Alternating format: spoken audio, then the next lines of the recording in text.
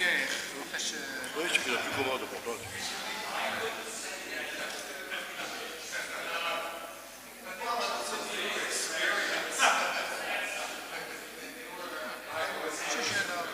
Ce matin était un peu surexcité. C'est ce que m'a dit Joe. Surexcité. Alors, je suis parti alors. Non, c'est bien écouté, c'est cool.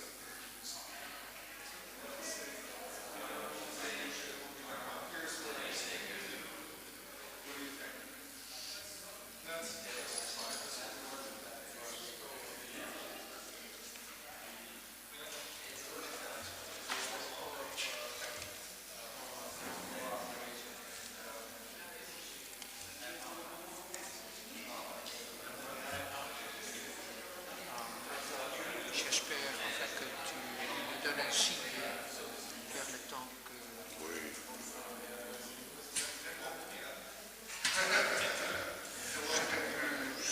Peut-être 4 ou 5 minutes avant, c'est peut-être un peu long.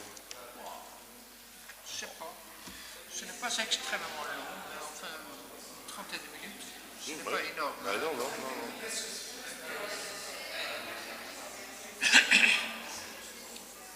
Non, mais il y a 5 orateurs. Oui. Et Kahn, Guimarães, Alexandre. Brésil.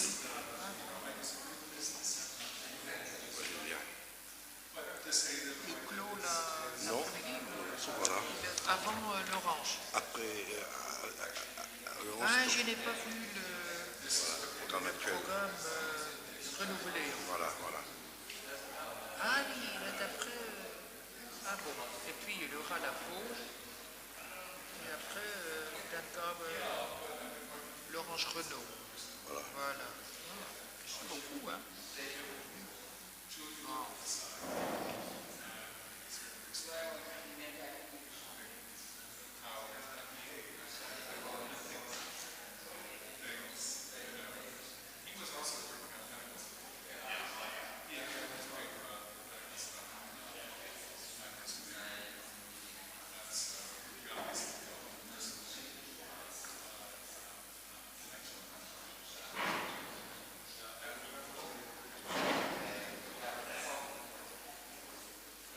Bon, on va attendre encore 2-3 minutes. Qu'est-ce que c'est asparenza? Qu'est-ce que c'est asparenza? La transparence. Ou transparente? Transparente. Il doit y avoir une journée. D'accord, orienté. Ça doit être une journée porte ouverte. Ok. Une journée porte ouverte, la transparence de l'université. Ils ont dû faire une journée Non, porte ouverte. je ne voyais pas Oui. le mot complet. Transparence. Ils ont dû faire une journée porte ouverte, comme ça.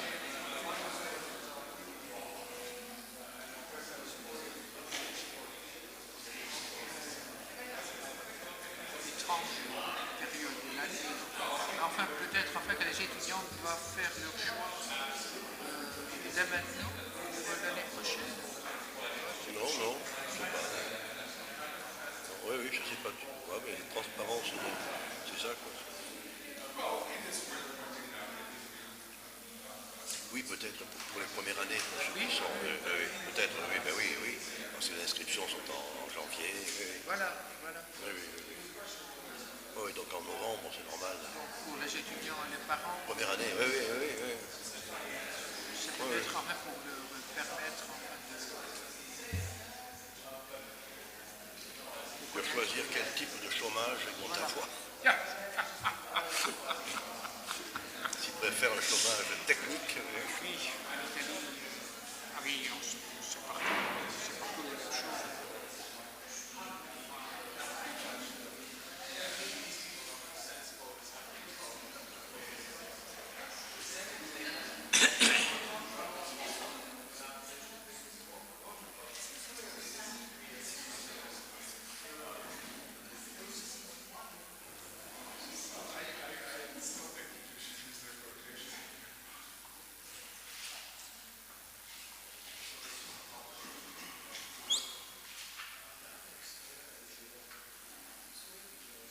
Bon, il va falloir commencer.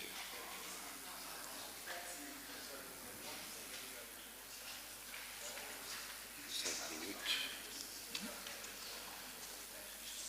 5 minutes. Oui. 35. Je l'avais Arrêtez. arrêté. 35. Je vais l'arrêter.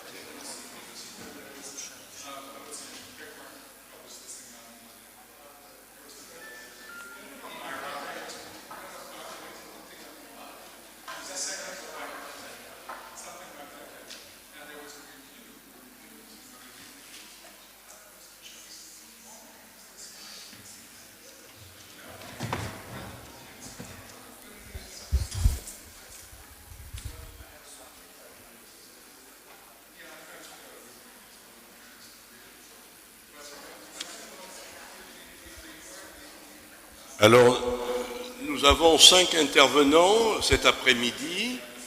Nous allons donc commencer la deuxième partie de notre colloque sur la réception des passions de l'âme. Cette deuxième partie est divisée en 2 sessions. La seconde session demain sera sur l'Europe du Sud, si j'ose dire, France et Italie, et la première sur l'Europe du Nord, puisqu'il ne sera pas seulement question des Pays-Bas, de l'Allemagne, mais aussi de Hobbes, qui est un peu français et un peu anglais. Voilà, donc nous allons commencer notre après-midi par une intervention de Théo Ferbeck. Je pourrais me défiler en disant qu'on ne présente pas Théo Ferbeck, mais je vais quand même rappeler que c'est à lui que nous devons un tournant décisif dans les études cartésiennes, les études sur un Descartes qui a passé tant d'années aux Pays-Bas, et c'est à Théo que nous devons vraiment la découverte du Descartes aux Pays-Bas, de Descartes et les universités néerlandaises, et non seulement par ses travaux personnels, mais aussi par le bouquet de chercheurs qui ont été à son école, et c'est une grande joie pour moi de voir aujourd'hui avec lui Corinna, Matthijs, Erik Jan. C'est vraiment quelque chose de très important de ce qu'on peut appeler l'école d'Utrecht. Donc c'est une très grande joie, une joie qui est redoublée parce que je sais déjà qu'une nouvelle fois, Théo Ferbeck va nous apporter un document important, inédit, à propos des passions et de Descartes et de celles de Reijers. Merci, cher ami. Et permettez-moi de dire ici que je suis très heureux de me retrouver ici à Lecce et de pouvoir y parler de Descartes et de Reijers.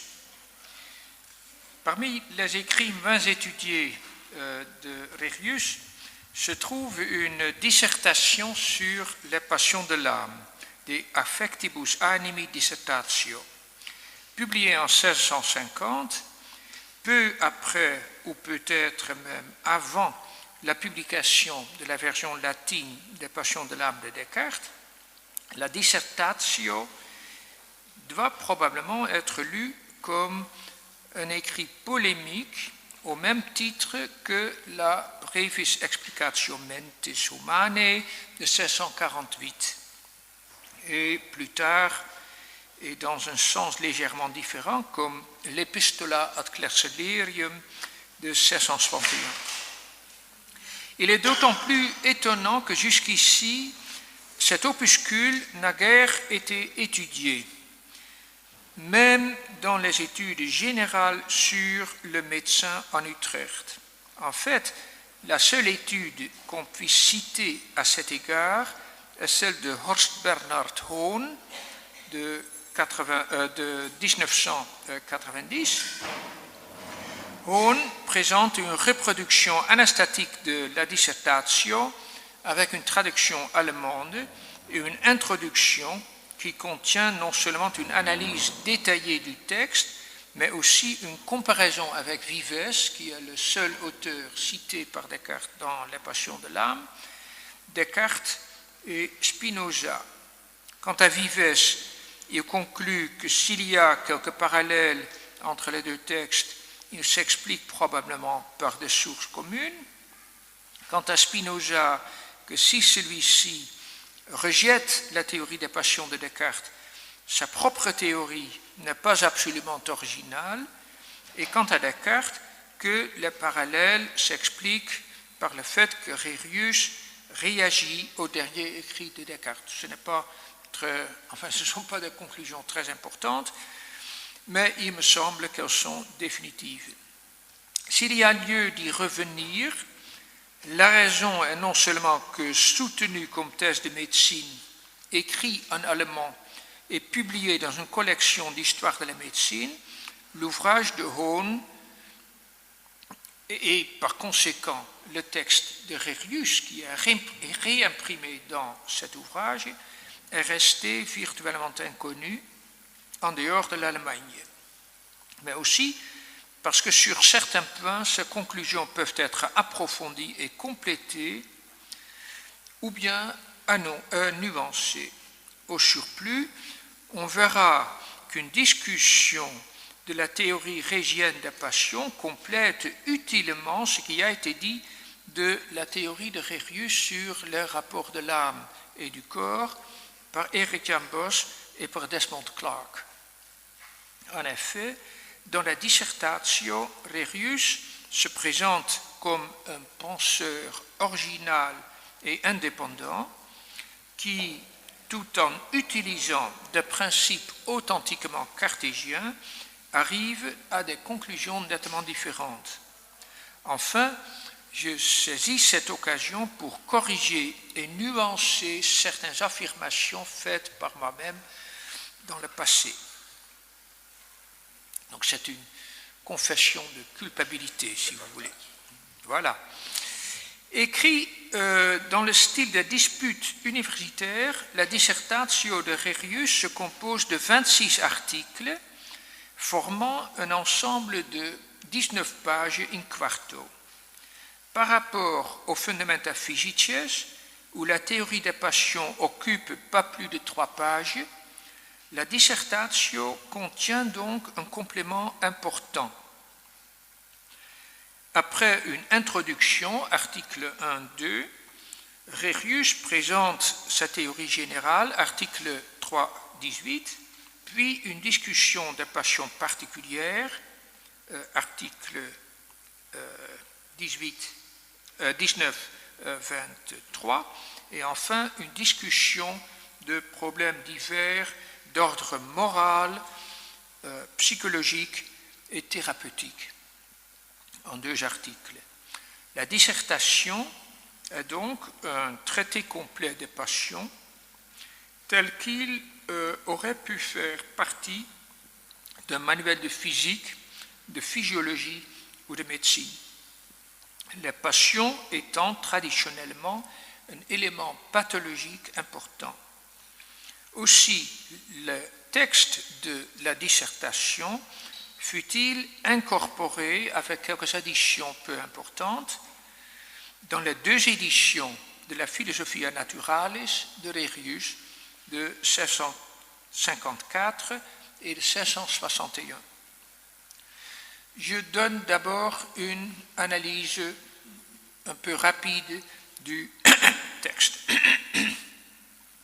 Rerius définit une passion, affectus animi, comme, et je cite, une pensée, cogitatio, accompagnée par un mouvement assez violent des esprits animaux dans les ventricules du cerveau par lequel l'âme, c'est-à-dire l'esprit, animus sivemens, aussi bien que le corps, sont affectés d'une façon plutôt violente. Article 4. La passion est une pensée, cogitatio, parce qu'elle est une action que nous exécutons en fixant attentivement un objet, une chose. Elle est accompagnée par un mouvement violent des esprits animaux, parce que pendant une passion, l'âme et le corps sont sujets à des mouvements et à des perturbations qui ne s'expliquent que de cette façon-là.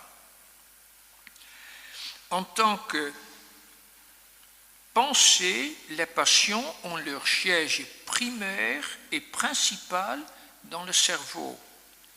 Mais comme le mouvement des esprits affecte notamment aussi le cœur, dont le mouvement a à son tour une grande influence et sur le corps et sur l'esprit, le cœur peut être regardé comme leur siège secondaire. Enfin, ce mouvement violent des esprits peut être excité ou bien par une détermination de l'esprit, ou bien par le tempérament, ou bien par un objet. En fait, ces causes diverses vont souvent ensemble et ont le pouvoir de se renforcer mutuellement. En effet, notre nature est telle que par l'intermédiaire de la glande pinéale, l'esprit peut changer le cours des esprits animaux, voilà la détermination par l'esprit, mais doit en subir en même temps l'influence. Cela explique non seulement qu'on peut avoir des passions diverses en des périodes diverses de notre vie, et même des passions contraires, mais aussi qu'on peut être emporté par ces passions. Toujours est-il que l'habitude et le jugement nous permettent d'acquérir un certain contrôle. Enfin, le mouvement des esprits explique que la passion se manifeste aussi par des mouvements spécifiques du visage et du corps, comme le rire, des pleurs, des tremblements, etc. La plus grande partie de la dissertation est prise par une discussion et une classification des passions particulières. Et c'est là, je crois, la partie la plus originale de Rerius. D'après Rerius, il existe deux passions fondamentales, ce qu'il appelle correspondant au double mouvement que peuvent faire les esprits animaux qui les causent. Ce sont la volupté et la douleur. La volupté, voluptas, est une passion qui, grâce à un mouvement favorable des esprits, remplit l'âme de douceur. Dans la volupté, en effet, les esprits animaux sont déterminés à entrer copieusement dans les fibres dilatoires et expulsives du cœur et des vaisseaux, de sorte que le sang excite une chaleur et une rougeur agréables à travers le corps. Cette chaleur nous permet de poursuivre l'objet qui excite notre volupté avec plus d'ardeur. Dans la douleur, par contre, l'esprit éprouve un désagrément causé par un mouvement défavorable des esprits. L'explication est en principe la même que chez Descartes. Dans la douleur, les esprits empêchent le sang de sortir du cœur, de sorte enfin c'est différent de Descartes, de sortir du cœur, de sorte que le corps entier se refroidit. Son usage est de nous faire éviter les choses qui causent de la douleur. C'est pourquoi cette passion ne doit pas, je cite littéralement, c'est pourquoi cette passion ne doit pas absolument être supprimée comme le voulaient jadis les stoïques. Bref, la volupté stimule l'activité corporelle, tandis que la douleur la diminue. Volupté et douleur sont avant tout des sensations. Elles affectent d'abord et principalement les sens. Il en parle comme des affectus perceptiones, en particulier celui du toucher, tactus. Elles peuvent également affecter le jugement, et alors il y a plaisir et peine, ou la volonté, et alors il y a amour et haine, et enfin les actions volontaires, et alors il y a ardeur, alacritas, ou langueur, languor. Bref, il y a passion à 4 niveaux, ou est-ce que je suis... bref, il y a passion à 4 niveaux, celui des sens, celui du jugement, celui de la volonté et celui du comportement et de l'action volontaire. Et chaque fois, la passion figure en paire. Donc il y a une passion positive, une passion négative.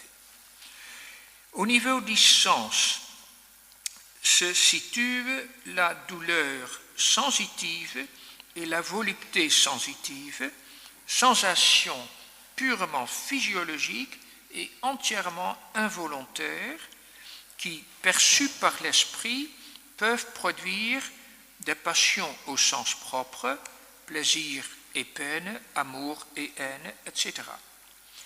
Au niveau du jugement, c'est-à-dire du plaisir et de la peine, il y a des passions plus particulières comme la joie et la tristesse, l'espoir et la crainte, la bénévolence et la colère, la joie maligne ou la pitié, etc. À celui de la volonté, c'est-à-dire de l'amour et de la haine, on trouve désir et aversion, amitié et inimitié, vénération et abomination, gratitude et ingratitude, etc.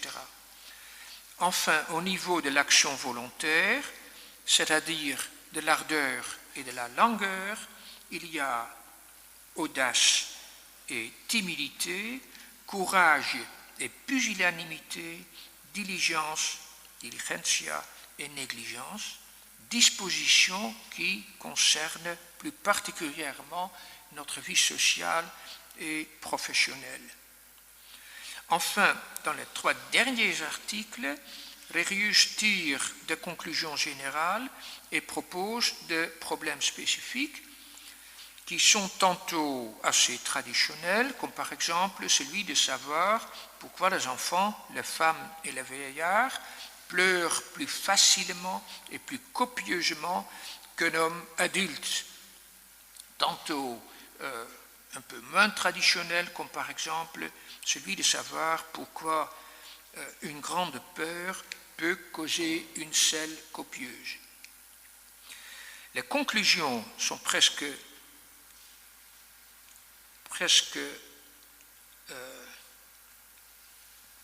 sont grosso modo celles de Descartes, mais avec des accents aristotéliciens, à savoir que, et je cite, modéré et convenable aux personnes, au lieu et au moment, toutes les passions sont bonnes, étant donné qu'elles sont profitables à notre nature.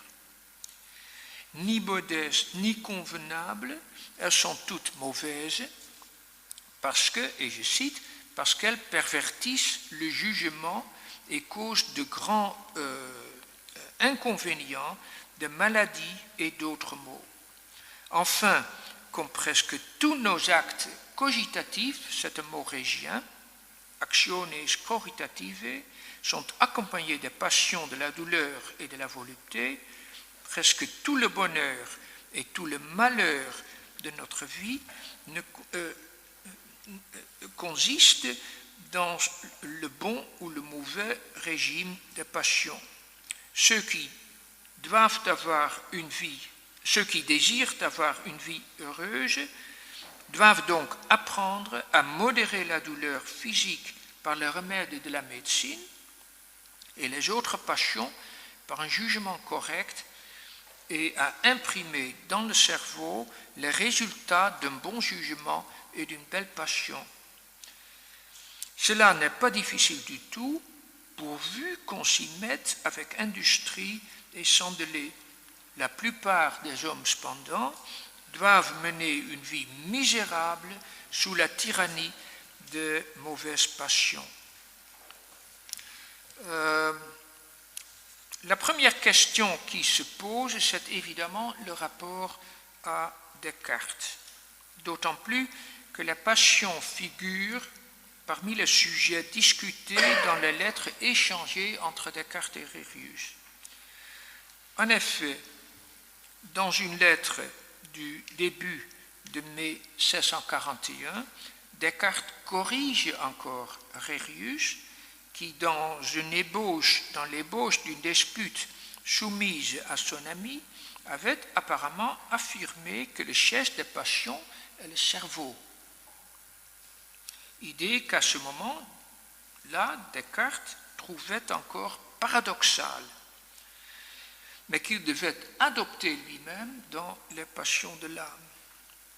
Si dans Fundamenta Physicae de 1646, Rérius adopte encore la solution suggérée par Descartes dans sa lettre, le siège principal des passions est le cœur, mais elles sont ressenties par l'âme dans le cerveau, la dissertatio lui permet de revenir à sa première idée soumise à Descartes en 1641.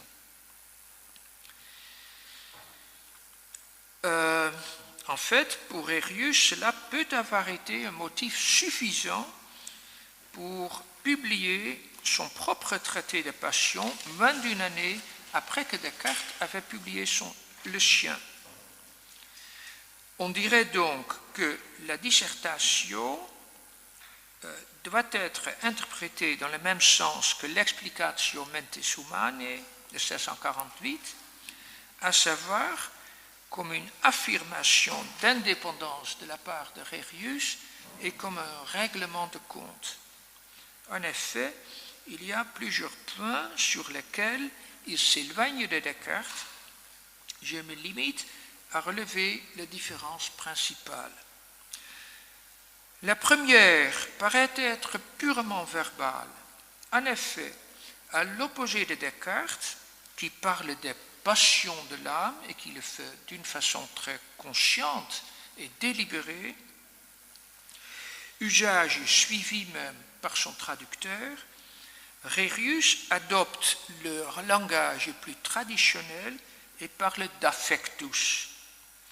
En réalité, il peut y avoir pour cela une raison philosophique. Descartes préfère passion de l'âme parce que selon lui, une passion est la perception d'un processus qui, si sa cause première se trouve le plus souvent dans l'âme, est involontaire et se déroule dans un monde sujet à des lois sur lesquelles l'âme n'a aucune prise directe. Ce qu'on appelle une passion de l'âme serait donc un phénomène complexe, psychophysiologique, qui, en tant tant qu'acte est localisé uniquement dans le corps et en tant que passion uniquement dans l'âme. C'est le même processus qui se manifeste de deux manières distinctes.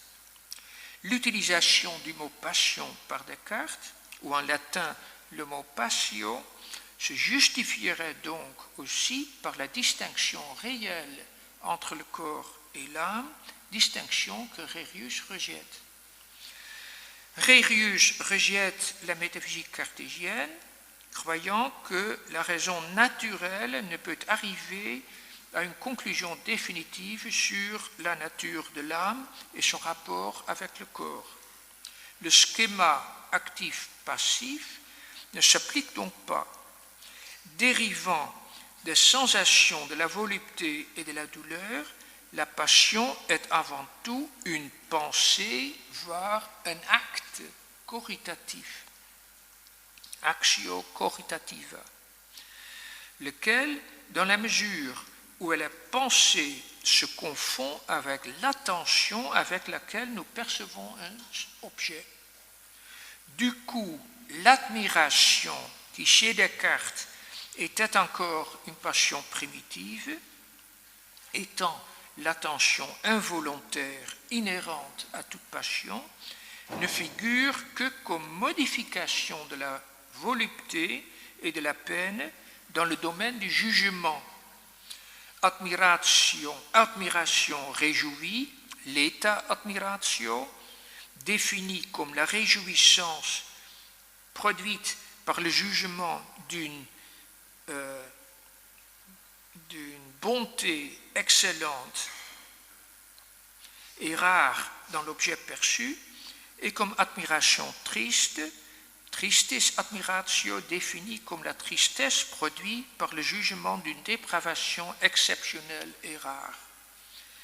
Rérius ajoute que dans l'admiration, les esprits peuvent se transporter avec une telle violence aux extrémités du corps que les membres demeurent immobiles et tendus.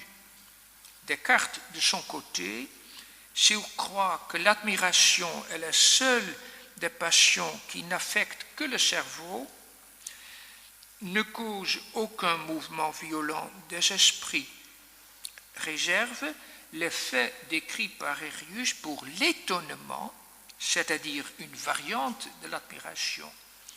Son explication aussi est contraire à celle de Rérius. Selon Descartes, dans l'étonnement, les esprits sont tellement fixés dans le cerveau qu'il n'en reste aucun pour entrer dans les muscles, ce qui fait que tout le corps reste immobile comme une statue, cite Descartes. Le rejet du dualisme cartésien explique probablement aussi pourquoi Rérius, moins que Descartes, insiste sur le fait qu'il est impossible d'influencer directement les passions. En effet, selon Descartes, on ne peut gouverner une passion qu'en se donnant une pensée accompagnée d'une passion contraire. Rérius, de son côté, admet que c'est là une des façons dont on peut regagner le contrôle sur ses passions, mais il cite ce cas plutôt pour illustrer la variabilité des passions. Ainsi, par exemple, une personne timide peut se transformer en un homme brave et fort par la fréquentation des armées et d'autres situations dangereuses. D'autre part, s'il croit que le tempérament n'est pas éternellement fixé, mais peut changer sous l'influence du jugement et de l'habitude, il y attache beaucoup moins de valeur, non seulement par rapport aux passions, mais aussi d'une façon, beaucoup plus de valeur, non seulement par rapport aux passions, mais d'une façon générale. Descartes, de son côté, dans la passion de l'âme et ailleurs, utilise la notion de tempérament, comme il l'utilise aussi celle de naissance, sans expliquer de quelle façon elle peut s'accommoder de ces principes. C'est sur le point de la classification des passions que les différences entre Descartes et Rérius sont peut-être les plus évidentes. Descartes construit un schéma de 6 passions primitives: admiration, amour, haine, désir, joie, tristesse. D'ailleurs, sans s'expliquer d'une façon claire sur le rapport entre ces passions primitives et les autres, qui sont considérées tantôt comme des mélanges de ces 6 passions, tantôt comme des espèces appartenant au genre des passions primitives. Rérius, de son côté, adopte un schéma à première vue beaucoup plus simple et certainement plus traditionnel, qui ne se compose que de 2 axes, volupté et peine. Les passions, volupté et douleur, les passions particulières étant produites par le rapport de celles-ci à la sensation, au jugement, à la volonté et à l'action volontaire. Ce schéma produit alors 8 passions que, si elles ne sont pas primitives au sens de Descartes, fonctionnent en tout cas comme 8 genres dont les passions particulières seraient des espèces. Volupté et douleur, plaisir et peine, amour et haine, ardeur et langueur. Schéma qui n'est pas sans avoir des mérites, notamment parce que cette 4e catégorie, les passions qui se rapportent à l'action volontaire, lui permet de faire des dispositions une classe séparée. Si l'audace et la timidité, par exemple, ne sont pas des perceptions, elles ne sont pas non plus des passions proprement dites. Dans le sens, par exemple, que la tristesse en est une. Par là, Rérius résout un problème que Descartes avait négligé.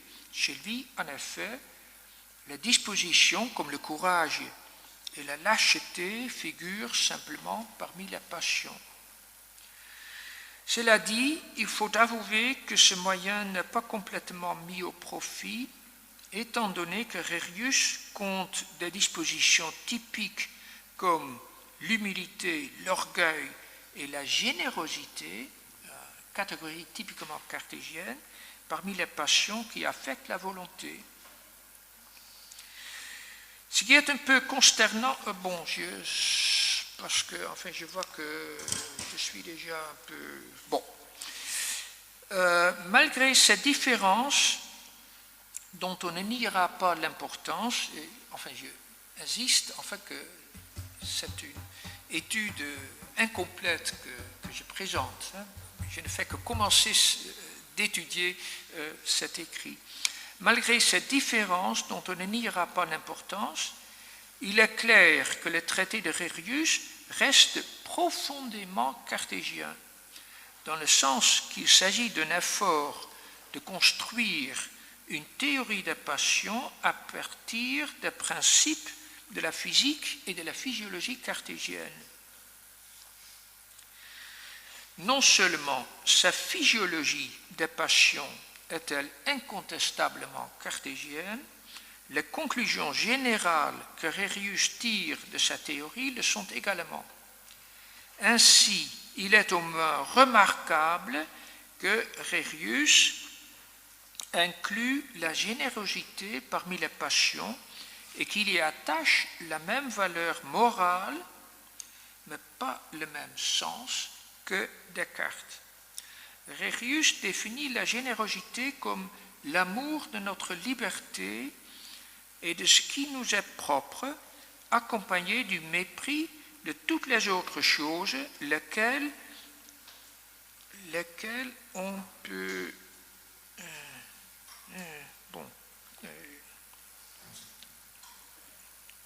on peut nous ôter, excusez-moi.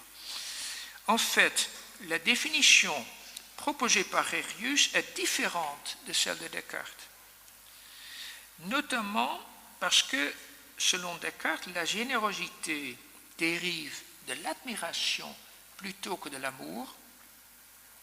Selon lui, en effet, elle consiste, partie en ce qu'il, l'homme, connaît qu'il n'y a rien qui véritablement lui appartienne que cette libre disposition de ses volontés, et partie en ce qu'il sent en lui-même une ferme et constante résolution d'en bien user. La générosité, je suis presque fini.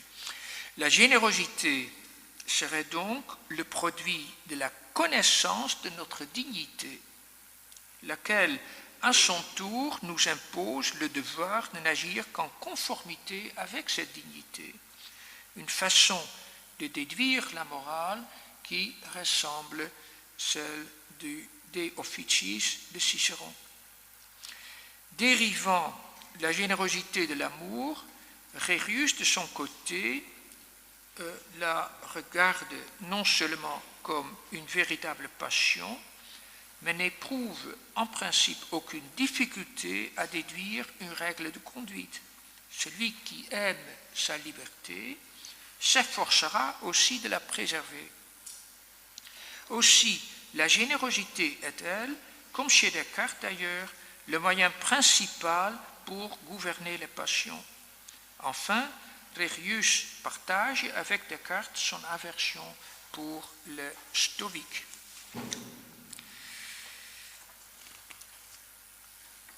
Voilà. J'arrive à mes conclusions. Je saute une partie. J'arrive à ma conclusion.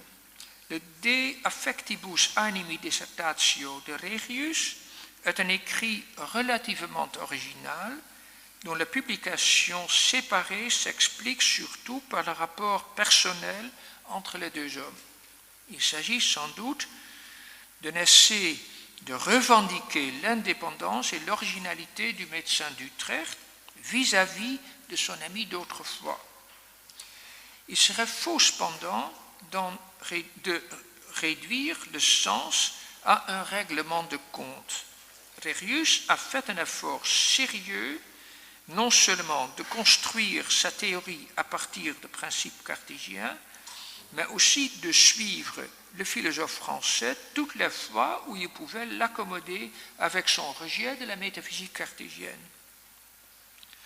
Au lieu de le renier, il tâche plutôt de le réinterpréter. Le résultat se lit comme une contribution pleine de valeur à la philosophie et à la théorie médicale. Ceci dit, je avoue évidemment, afin qu'il reste beaucoup de questions que, en ce moment, je ne peux pas encore répondre. Il reste beaucoup de choses à faire, surtout le rapport de Rérius aux théories du passé, mais aussi la fortune de cet opuscule de Rérius, notamment dans les Pays-Bas du XVIIe siècle, et je pense d'une part à la théorie médicale, d'autre part à la philosophie politique. Je vous remercie.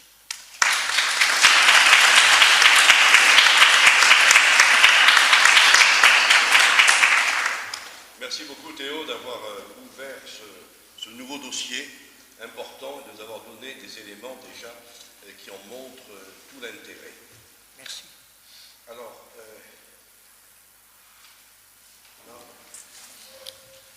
we're going to hear Dr. Boss, the collation of Descartes' letters to Princess Elizabeth in the 7th century. Dr. Boss' doctoral dissertation was about Regius, and it's all the merit of Eric Jan to help us to discover the importance of the new chronology of Regius' correspondence with Descartes. Dr. Boss is an indefatigable researcher who gave us several unpublished texts of Descartes, several unpublished letters, and he's presently working about letters to Princess Elizabeth, having a huge dossier already about the manuscripts of the letters, and I have benefited already of some of Eric Jan's scoops about this correspondence between the court and Princess Elizabeth, and I'm very happy to hear more about it today, about the circulation of the letters. So, Eric Jan.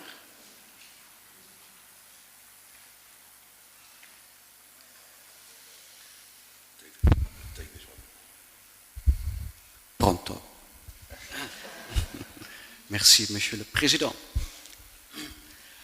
Signore e signori, questa conferenza è in onore del compianto Ettore Loiacono, di cui ho un vivo ricordo.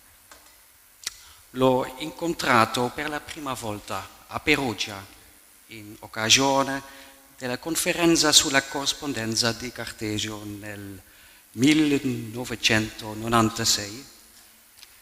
Fu in quella occasione che mi ha proposto in modo semplice e diretto di collaborare all'edizione critica della Recherche de la Vérité, confrontando la trascurata traduzione olandese con le versioni francese e latina.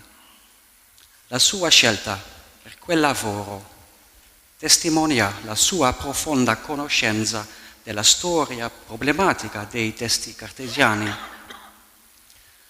La sua scelta per me è testimonianza della sua disponibilità a coinvolgere i giovani nella sua ricerca. Il suo aiuto è stato grande nella mia carriera accademica. Ci manca la sua esperienza e saggezza e la sua personalità da parte della nostra comunità accademica e specialmente da parte di chi gli era vicino.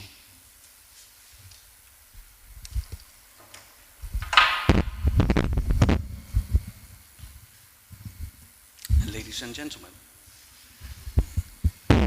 4 years ago, I published an article on the circulation of manuscript copies of the correspondence between Descartes and Princess Elizabeth, which article appeared in a special issue of the journal Historia Mathematica in honor of the great specialist in the history of mathematics, Henk Bos, who is not my father. I would like to thank the organizers of this conference for inviting me to address this subject again, because in the aforementioned article, I refrained from revealing interesting and important material regarding the publication history of Descartes' letters, material that sheds new light on one of the last riddles in the history of Cartesianism from an editorial point of view, namely the Latin edition of Descartes' correspondence. I did not discuss that material earlier because I had been unable to find the missing piece to complete the puzzle, and I regret to say that I haven't advanced much in that respect ever since. But I will go public now, as they say, with this material, hoping that others will be able to help. I would like to point out that the crucial piece of evidence, a letter by the English philosopher and correspondent of Descartes, Henry Moore, was generously shared with me by Professor Noel Malcolm from Cambridge. As you will see, Elizabeth's name comes up in this story many times, but I'm keeping the best for last.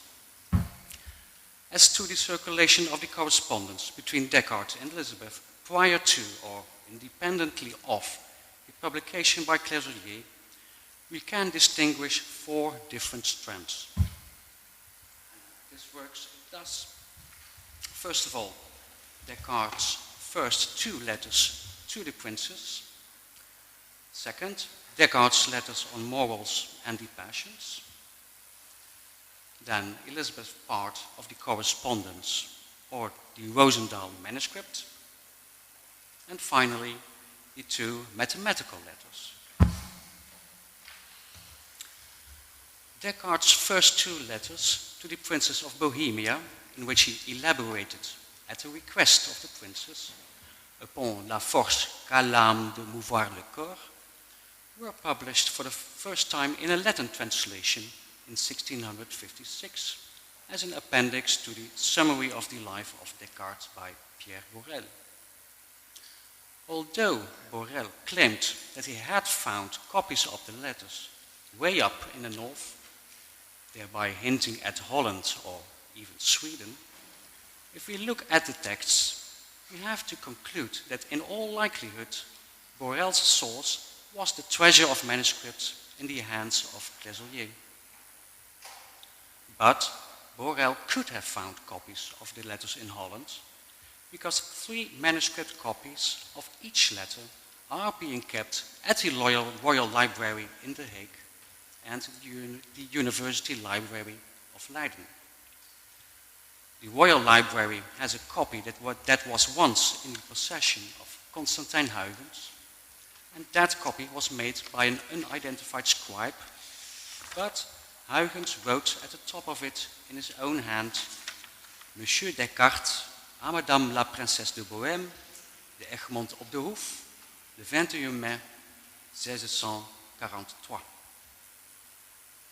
Strangely enough, Huygens does not seem to have had a copy of the second letter. One of the owners of a pair of copies, now in Leiden, was Jacob Perizonius, professor of eloquence and history at Leiden, who was a collector of rare books and manuscripts. Because Perizonius was born in 1651, the fact that these copies were part of his collection shows that even after the publication by Clésorier, manuscript copies of Descartes' letters were still being considered valuable. Leiden University keeps another set of copies of the first 2 letters that merit our attention. These copies are almost facsimiles in design. Traces on the paper show that each copy was originally folded in the way letters were usually folded in the 17th century. On the back side of the first letter, which, when folded, is actually the front side of the letter, we can read the text Lettre première. L'opinion de Monsieur Descartes touchant l'union de l'âme avec le corps et comment elle a la force de le mouvoir. Now, this heading is especially interesting with regard to another manuscript copy of the first 2 letters, which I was able to consult a few years ago. At the time, the manuscript was part of the private collection of Paul Bockstaller, a historian of mathematics at Louvain. According to him, the manuscript was owned, or perhaps even written by Gerard van Gutshoven, the well-known Cartesian professor at Louvain, who drew the figures that were used by Clésorier in his édition of L'Homme. The letters to Elizabeth are headed thus in this manuscript. L'opinion de Monsieur Descartes touchant l'union de l'âme avec le corps et comment, etc. En 2 lettres à Madame la Princesse de Bohème. The resemblance with the quasi-facsimile manuscript copy in Leiden is striking and seems to suggest, because neither copy was copied from the other one, that there must have been more copies like these, and that these 2 letters were sought after by anyone interested in Cartesian philosophy. Indeed, it is known that Alphonse Polo, Constantijn Huygens, and Henricus Regius, to name a few, asked Descartes for copies of his correspondence with others. Who was the ultimate source of these copies, Descartes or the princess, is a tricky question. I am inclined to believe, however, it was Elizabeth, because the manuscripts show many variant readings compared to the text by Clésorier, who possessed the manuscript Descartes had kept for himself. In any case, the Bockstaele manuscript bears witness to the fact that copies of Descartes' letters circulated to a great extent. For next to the letters to Elizabeth, it also contains a copy of the Traité de Mécanique, a letter of Descartes to Mersenne, and a letter by Roberval to Fermat. These three items were published together in an English translation in 1661. The Bockstaele manuscript deserves a closer study, the Cartesiana being only a very small part of the codex. It contains various works in practical geometry in Latin, French, and Dutch. And it is illustrated with numerous beautifully executed drawings. And here you have an example of such a very nice and skillfully made drawing. To the second point then, Descartes' letters on morals. In the second half of 1645, Descartes and Elizabeth engaged in a philosophically interesting correspondence. Descartes suggested to Elizabeth that they should read and discuss Seneca's De Vita Beata. However, they both felt disappointed in the material, and soon they moved from Seneca to the theory of passions. After 7 letters from Descartes' side, the discussion came more or less to a close, but in the spring of the following year, Descartes was able to offer the princess a first version of his Passion de l'âme, the fruit of their correspondence. The first to divulge this correspondence was Descartes himself, when he sent copies of the 6 letters to Pierre Chanu, the French ambassador in Sweden, hoping that Queen Christina would enjoy reading them.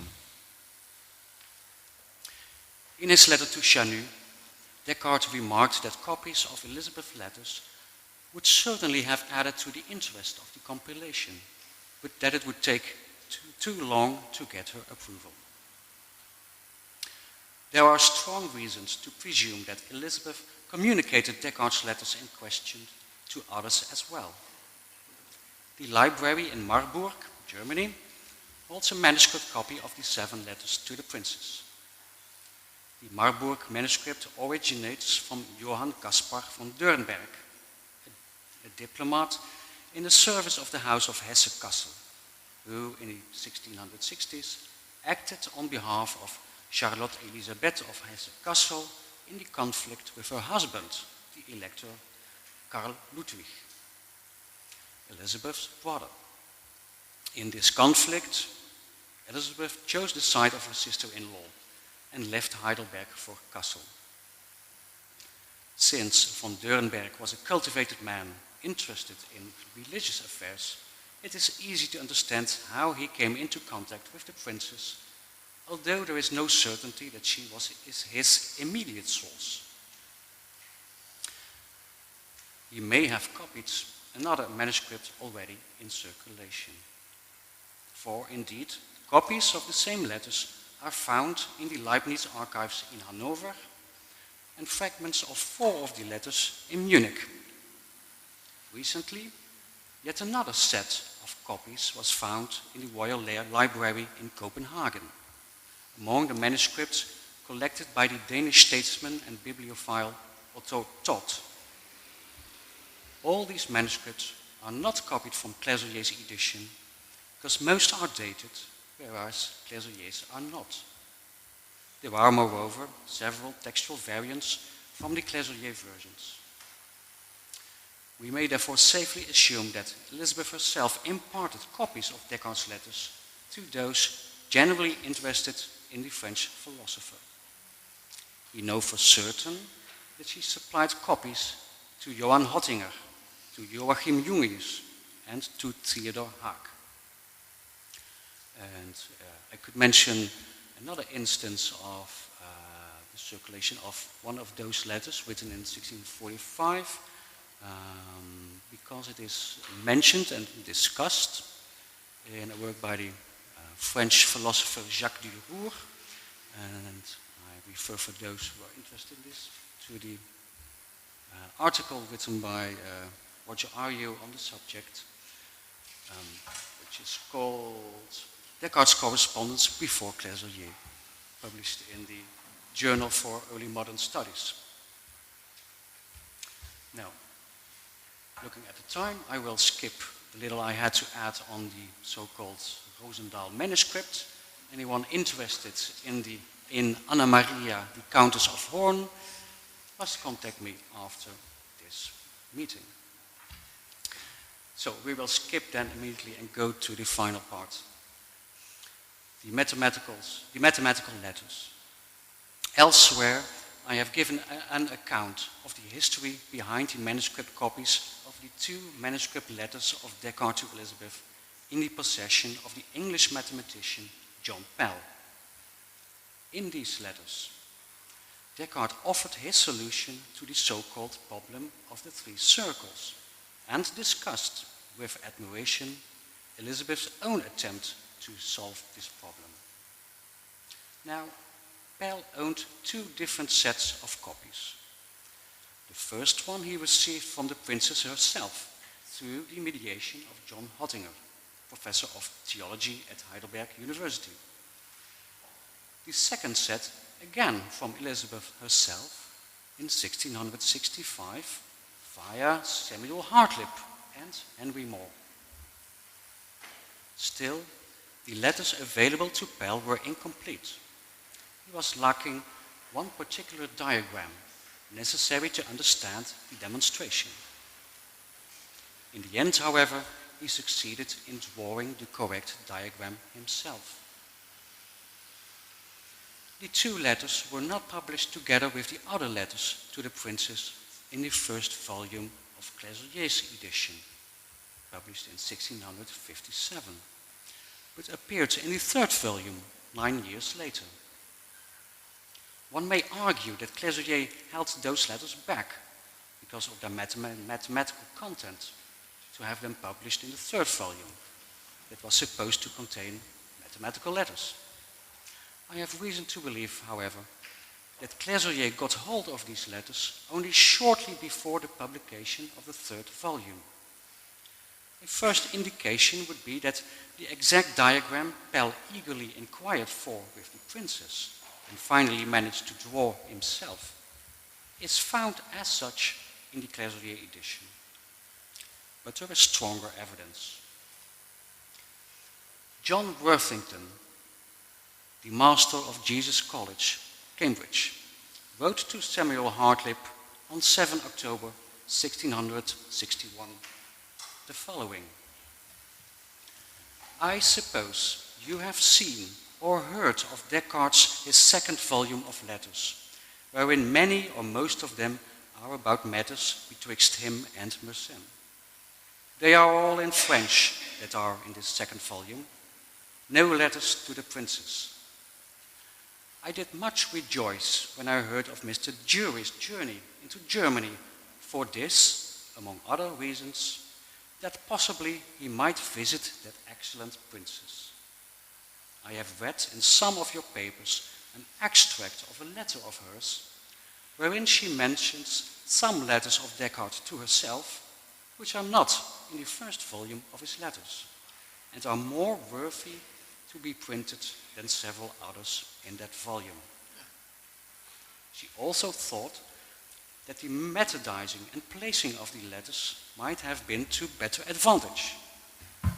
And he continues, I'm sorry.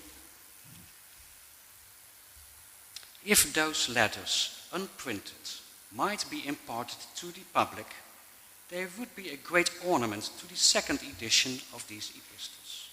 For I have spoken with some to deal about it, with one who is able to translate well out of French into Latin, so that the letters in French might be done into Latin, the language which would make them most generally useful. Worthington is dissatisfied with the 2nd volume edited by Clésorier. The letters are all in French, even those that were originally written in Latin. And the letters to Elizabeth, which he knows to be extant, the princess wrote so herself, are not in it. He hopes that jury can ask the princess for copies of those letters. And obviously the mathematical letters from 1643 are meant. Worthington furthermore informs Hartlib of his plans to publish an edition completely in Latin. In fact, he has already taken steps to find someone who can translate the French letters. He concludes his letter to Hartlib saying, "I need not write to you of both the pleasure and profit in reading the epistles of worthy men." Hartlib replied that he would write to jury accordingly, wishing heartily that a completely Latin edition would be published. As it happened, jury did not meet the princess on his next journey to Germany, but a second attempt in March 1665, now by Theodor Haak, was successful. Haak seems to have passed these letters on to Pell in April, probably with the request that Pell check the mathematics and rectify any errors introduced by the copyist. On 2 June 1665, Henry Moore wrote to John Pell, introducing a certain monsieur interested in the letters. "Sir, I understood from Dr. Worthington a while ago that you had 2 algebraical letters of Descartes sent to you out of Germany, wherewith you intended to enrich the designed edition of Descartes' his letters, which is shortly are to be printed. This affair, the bearer hereof, Monsieur Ude, does superintend, who took the pains of translating all the French letters into Latin, and who therefore upon this account was desirous to wait upon you and kiss your hand, to receive your commands and directions touching these letters. He seems to be a good, harmless, studious person, and has the show of skill in the mathematics." Now, this letter shows an annotation in the hand of Pell. "Friday before noon, Monsieur Ude brought me this letter. I lent him the copies of the 2 letters of Monsieur Descartes, which he said he would copy out and bring them again before he left London. Saturday afternoon, Monsieur Ude brought me back those letters, saying he had transcribed them." Moore's letter informs us that a new edition of Descartes' letters is being designed, under the supervision of the bearer of the letter, Monsieur Ude, and it is shortly to be printed. Is this Monsieur then a collaborator of Clésorier, the edition in question being the 3rd volume of the correspondence? This could not be entirely exact, for Moore writes that this Monsieur Ude translated all the French letters into Latin. The edition in question can be none other than the Latin edition of the first 2 volumes published in Amsterdam by Daniel Elsevier in 1668.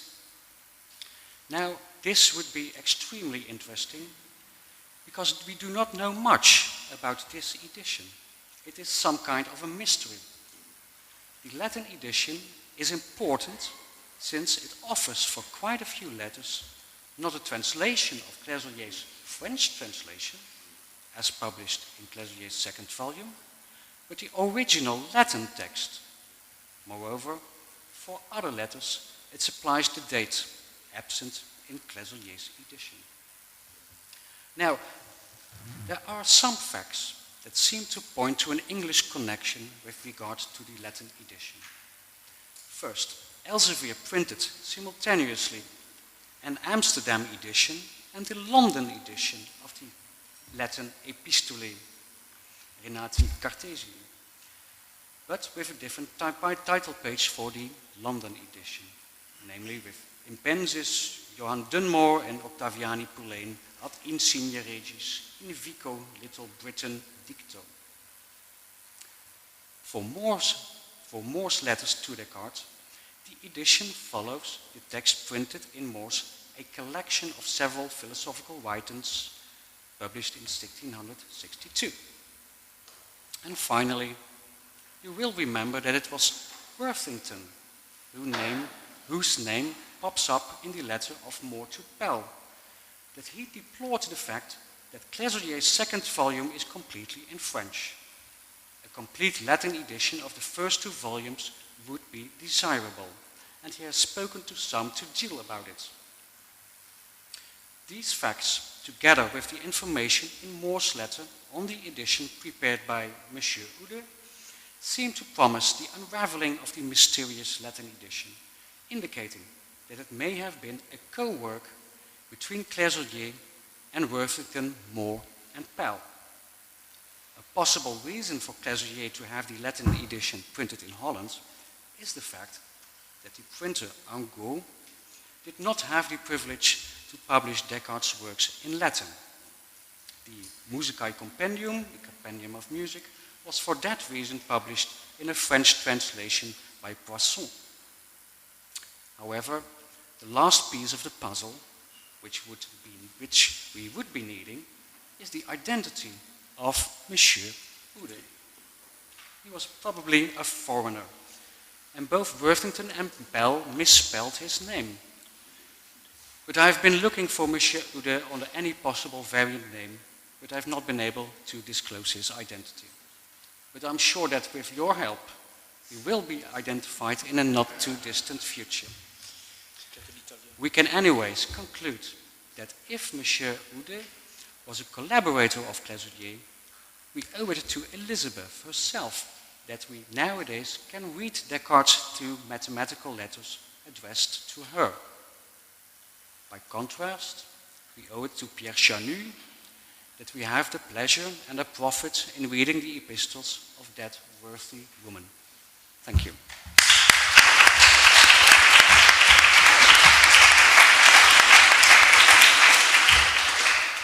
Thank you very much, Erican. I have some ideas about Oude. No, because Oude, H-O-U-D-E, is a well-known surname. What? I know people from Waterloo named Oude. Ah bon? Let's see. We'll see. So thank you very much, Erican, for this rich material. And as usually you instructed us and you taught us a lot of things and very fascinating perspectives about this circulation and new editions of the correspondence between Descartes and Elizabeth. Je vais donner la parole maintenant à la pause après.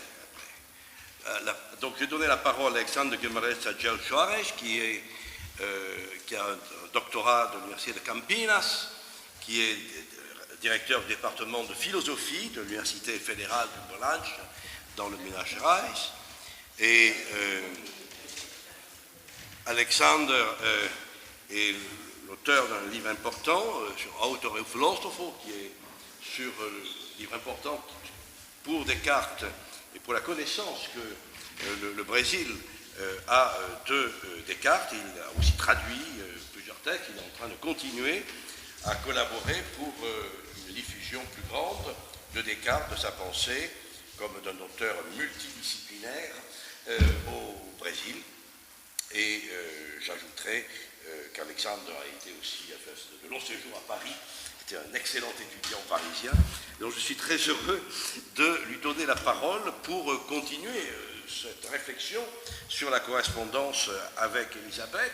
Nous avons eu avec Eric Yan une partie plus technique de constitution du corpus.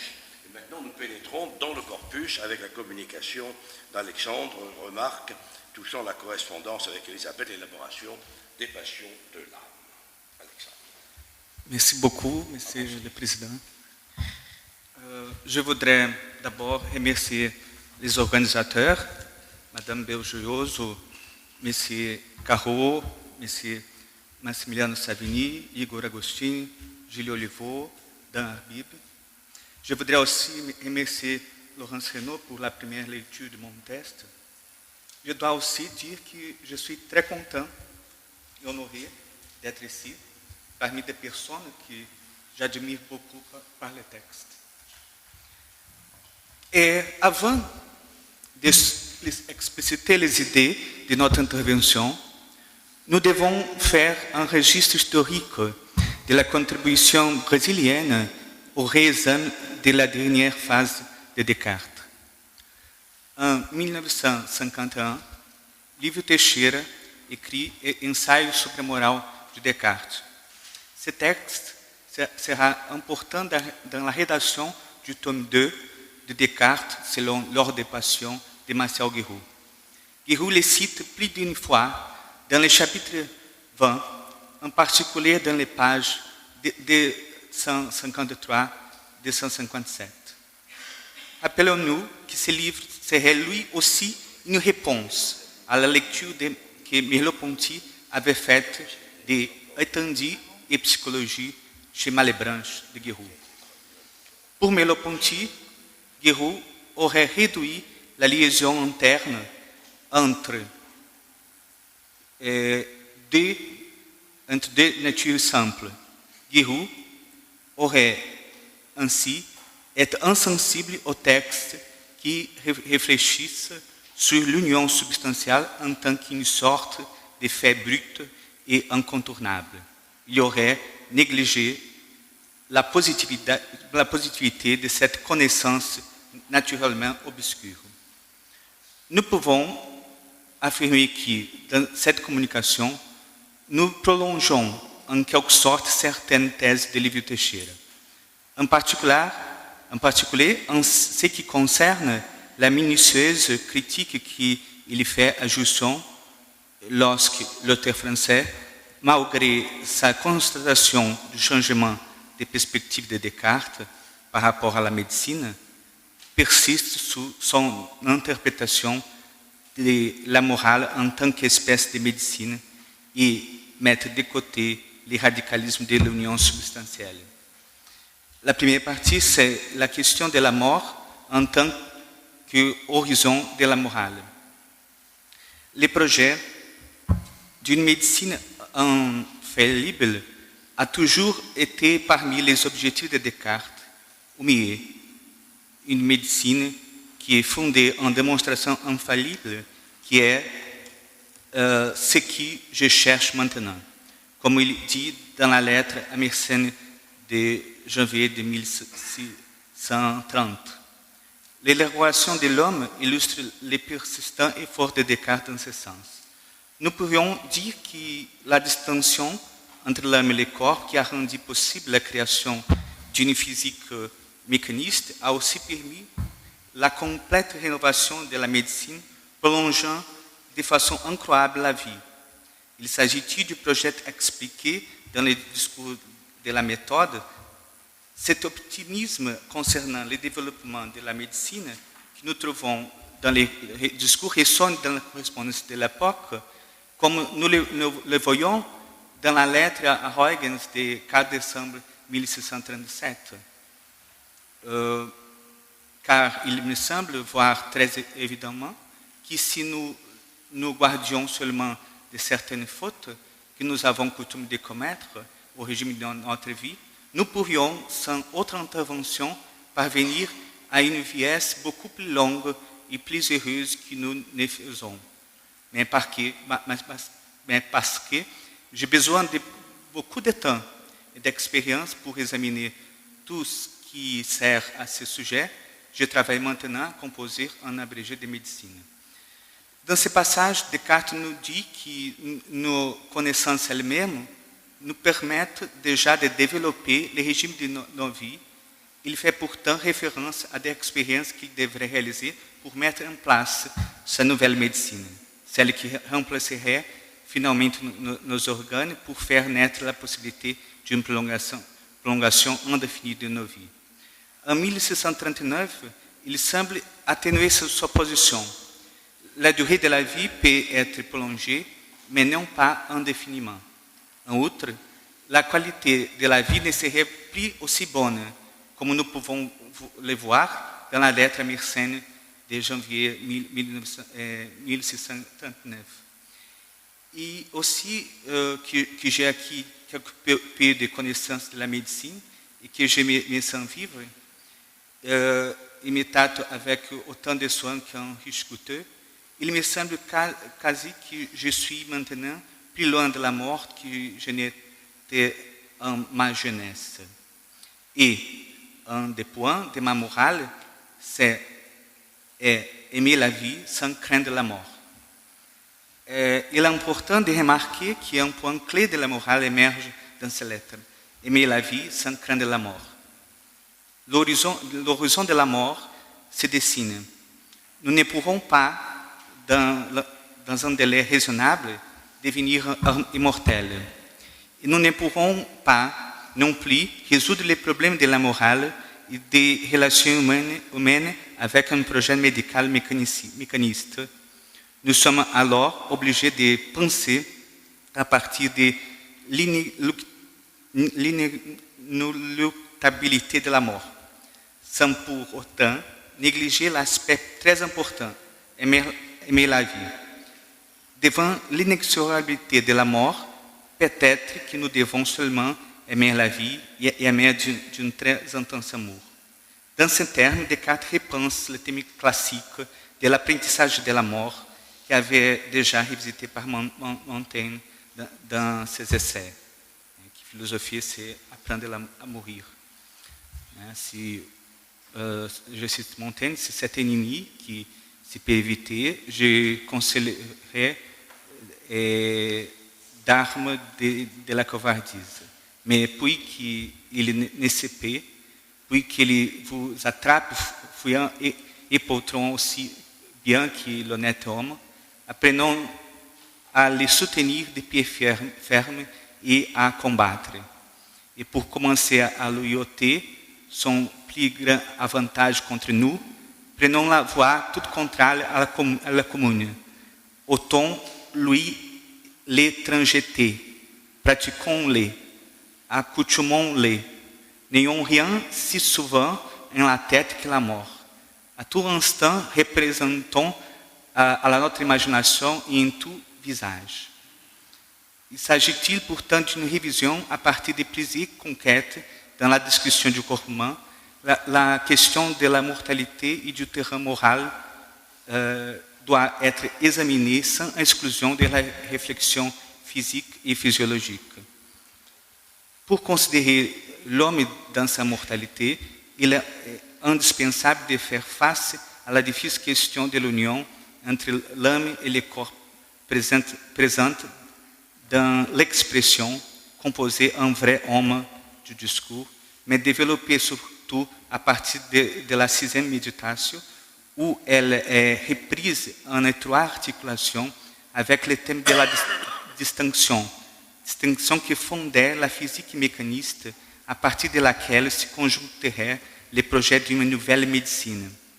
Cette laborieuse question de l'union mènerait à une manière radicale de repenser l'apprentissage de la mort. Pour résumer, quand Descartes se rend finalement compte que, manque de nombreuses expériences, il était bien en ce cas, en deçà de sa condition de révolutionner la médecine, il est obligé de se tourner vers la morale, dit qu'il ne peut prolonger la vie, il ne lui reste qu'apprendre à mourir. S'agit ici d'un tournant moral, un changement de ses pensées qui récupère encore plus intensément les plus profonds de la tradition socratique concernant la morale et la philosophie elle-même. L'apprentissage de la mort impose une réflexion radicale sur ce qui importe vraiment dans la vie, sur les tâches qui sont réellement bénéfiques, sur les valeurs qu'on assume, sur le vrai sens de la mort. Malgré la fatalité de la fin de l'existence, du destin inexorable, il faut se procurer le contentement dans le temps qui nous reste. Ainsi, avec un peu de connaissances préalables sur la physiologie du corps, la nature de l'esprit et l'union substantielle, associée à une explication d'une économie des passions, Descartes a équissé une théorie de l'homme en tant qu'union substantielle, basant sa considération de la morale. Il ne s'agit pourtant pas d'intervenir dans ce sens fort, ce n'est pas une intervention médicale comme celle permettant de remplacer des parties de l'organisme, mais une intervention faible, faite à partir de la connaissance de soi et avec laquelle on cherche à rediriger les flux du corps grâce à un léger traitement des passions.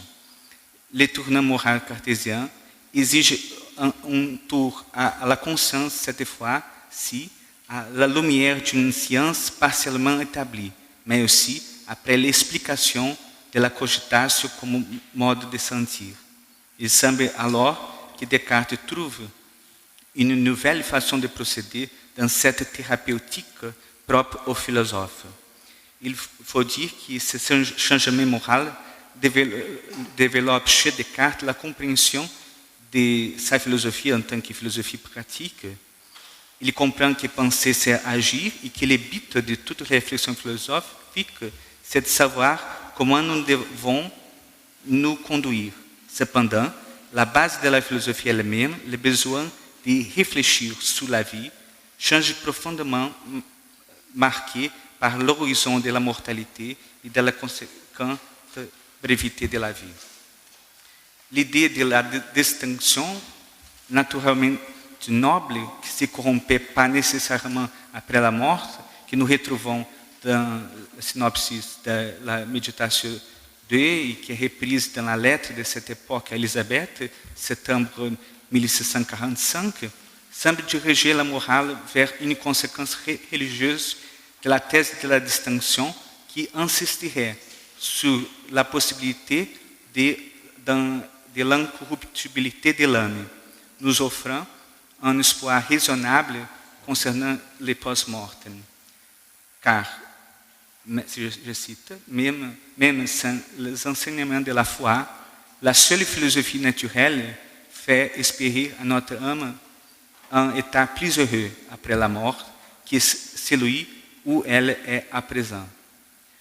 La même année, même après avoir développé plusieurs éléments de la troisième notion primitive, Descartes écrit à Élisabeth qu'en septembre, reprenant les thèmes religieux de la lettre précédente, cette fois-ci sur une perspective, pour ainsi dire, de conscience de libération de la mort.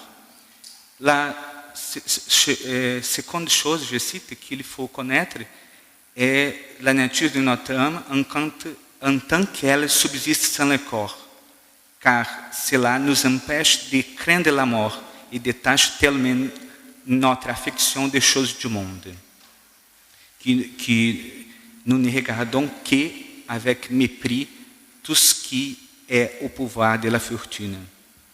C'est-à-dire, la possibilité de la subsistance de l'âme paraît dépasser ce qui est permis par la raison dans la suite de la lettre. Après qu'on ainsi reconnu la bonté de Dieu, l'immortalité de nos âmes et la grandeur de l'univers. Mais la clé pour la pensée, pour penser...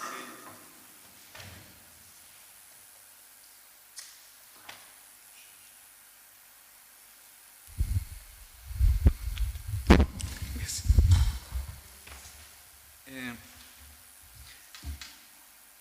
Mais la clé pour penser la morale se révèle un peu plus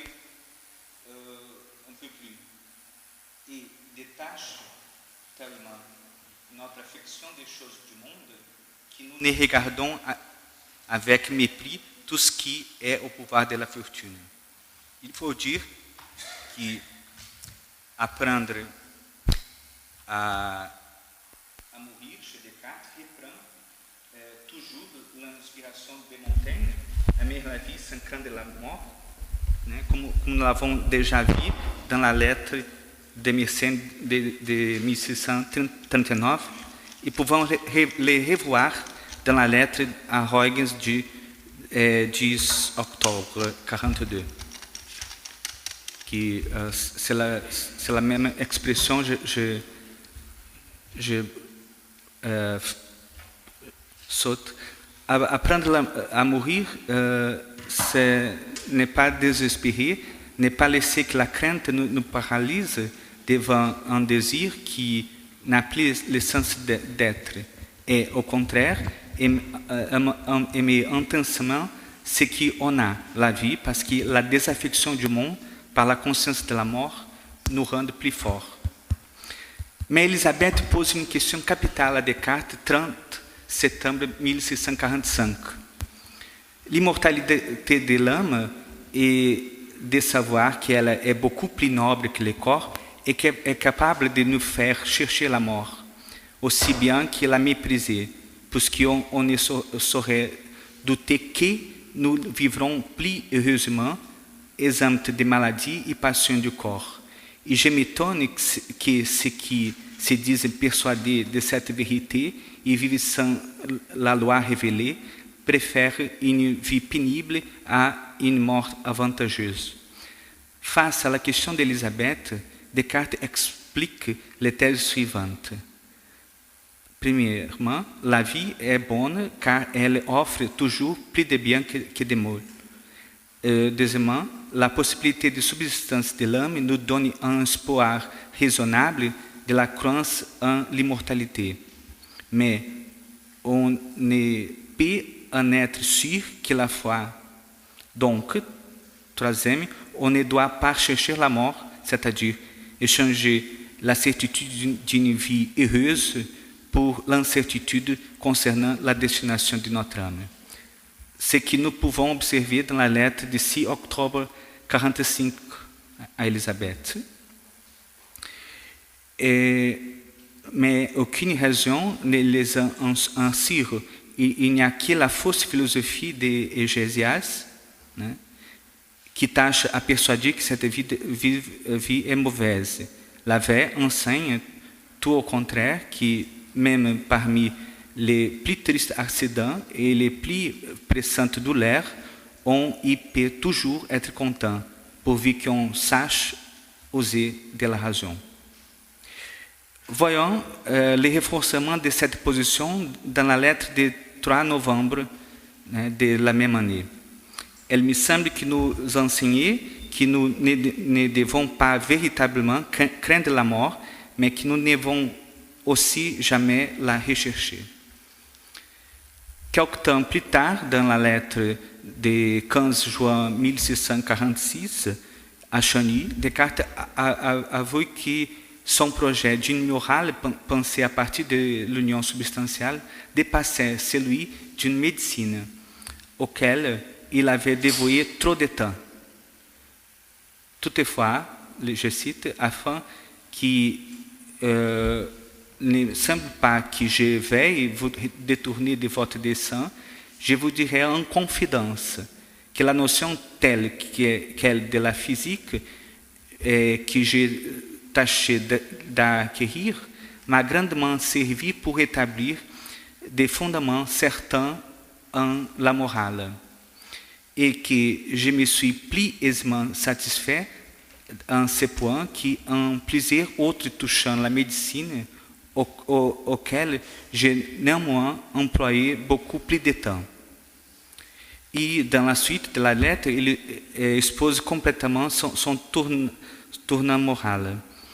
Et de façon qu'au lieu de trouver les moyens de conserver la vie, Jean a trouvé un autre bien plus aisé et plus sûr qui est de ne pas craindre la mort. J'attends quelques expériences pour tâcher de continuer ma physique. Je m'arrête aussi quelquefois à penser aux questions particulières de la morale. Ainsi, j'ai tracé cet hiver un petit traité de la nature des passions de l'âme. La seconde partie, l'illusion de la raison. Je pense que la question posée par Elisabeth en septembre 1645 a été décisive pour que le tournant moral qui se délimitait déjà en 39-40 prenne une direction claire. Apprendre à mourir n'est pas définitivement vouloir mourir, mais plutôt aimer la vie. c'est-à-dire savoir vivre, savoir que vivre est risqué et que notre force dépend du fait d'assumer les risques et que notre contentement, à son tour, dépend de l'expression de notre force face aux difficultés du monde. Cette perspective ressonne de manière décisive dans la rédaction du traité de la nature des passions. Comme pouvons-nous augmenter de la meilleure façon possible notre force et vraiment aimer intensément la vie? Quelle serait la stratégie pour vivre de manière intense, pour ne pas craindre la mort, pour avoir une vie heureuse? D'un côté, un aspect fondamental de cette élaboration de la morale sous la perspective d'un apprentissage de la mort est la reprise de la décision métaphysique de supposer le réel en tant qu'un rêve. Pour commencer à philosopher dans le champ moral, je réitère la décision métaphysique. Je réduis ma souffrance si j'utilise l'imagination pour sentir la vie comme un théâtre. L'essence de cette déréalisation est de sentir que nous survivons au bien, que nous vivons en dépit des gênes, des difficultés. Nous pouvons agir ainsi parce que la mort, le maximum de souffrance, ce n'est pas étrange. Nous aide à nous détacher du monde. De l'autre côté, la raison doit saisir les aspects positifs d'une situation donnée pour augmenter encore plus la force de notre contentement. Paradoxalement, j'apprends à vivre pleinement, sans suggestion et en toute liberté, quand je crains plus la mort. Et savoir vivre, c'est utiliser la raison pour vivre bien, comme nous avons vu dans la lettre du 1er septembre 1945 à Elisabeth. Il y a des pertes pires que la perte de la vie. Par exemple, la perte de la raison. Et en outre, mourir est un fait de la vie qui doit être bien préparé dans la mesure où nous vivons bien. Même il appartient à la vie d'être héros et sacrifier la vie pour justice et pour des raisons bien méditées. Ce thème de l'usage de la raison pour atténuer les aspects nocifs et pour renforcer les bénéfices peut être vu dans plusieurs moments de la correspondance avec Elisabeth. Nous avons déjà trouvé le sujet de l'usage de la raison dans la lettre de 6 octobre 1645. De même, nous le voyons précédemment dans la lettre à Elisabeth de mai-juin 1645. Descartes explicite le fondement de la thèse selon laquelle, pour être joyeux, nous pouvons nous faire des illusions. Dans la lettre à Elisabeth de janvier 1646, le bien peut se dire empli d'un sens. Mais quand, je cite, on considère le bien et les mots qui peuvent être une même chose pour savoir l'estime qu'on doit faire, comme je vais faire lorsque j'ai parlé de l'estime que nous devions faire de cette vie. On prend le bien pour tout ce qui s'y trouve dont on peut avoir quelque commodité. Et on ne nomme mal que ce dont on peut recevoir de l'incommodité. Car nous, les autres défauts qui peuvent y être, on ne les compte point. Ensuite, nous voyons la thématique de l'illusion par la raison mieux développée. Or, ce qui m'a fait en ce dernier sens, il y a toujours plus de bien que de maux en cette vie. C'est le pire état que je crois que nous devons faire de toutes les choses qui sont hors de nous. Et nous pouvons empêcher par l'air moyen que tous les maux qui viennent d'ailleurs, tant grands qu'ils puissent être, n'entrent plus avant en notre âme que la tristesse qui y excite les comédiens, quand ils représentent devant nous quelque action fort funeste. L'effort de voir ce qui est de bon dans les choses et de considérer la vie en tant qu'un théâtre ou un rêve, comme nous l'avons dit, c'est pour que nous ayons l'expérience de notre force, l'expérience qui nous rend effectivement contents, tal que affirme Descartes, 6 octobre 45 à Elisabeth. Et la cause du contentement que l'homme reçoit en ces exercices consiste en ce qu'ils lui font remarquer la force ou l'adresse ou quelque autre perfection du corps auquel elle est jointe. Et nous pouvons le voir également dans la lettre à Elisabeth du 18 mai 1645. Et cette épreuve qu'elles font de leur force, l'air est agréable. Je passe directement pour ma conclusion. Et nous pouvons retrouver dans la correspondance avec Elisabeth thèse fondamentale pour l'élaboration d'une morale et pour la rédaction du traité des passions. Premièrement, nous devons savoir recevoir les décrets infallibles de Dieu. Deuxièmement, nous ne devons pas considérer que nous sommes au centre du monde, que nous sommes la créature privilégiée. Troisièmement, nous devons agir comme si nous étions une partie du tout.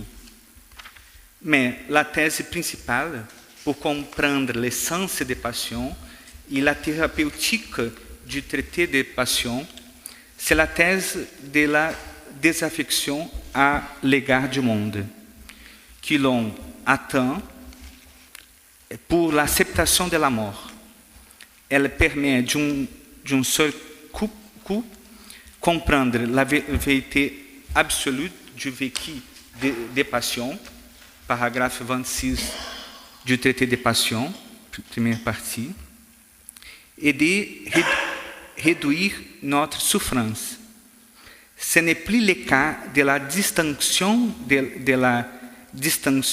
et de l'union qui fait l'usage scientifique de la distinction pour fonder la physique et la médecine, mais c'est le cas de l'union, de la distinction et de l'union qui fonde l'usage moral de la distinction. Merci beaucoup pour votre attention.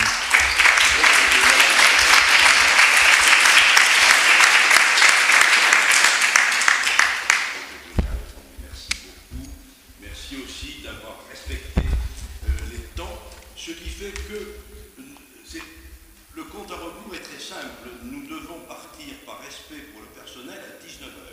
La salle et le palais ferment à 19h. Donc nous nous retrouvons à 17h30 précise pour écouter Duncan. Nous avons 20 minutes de pause.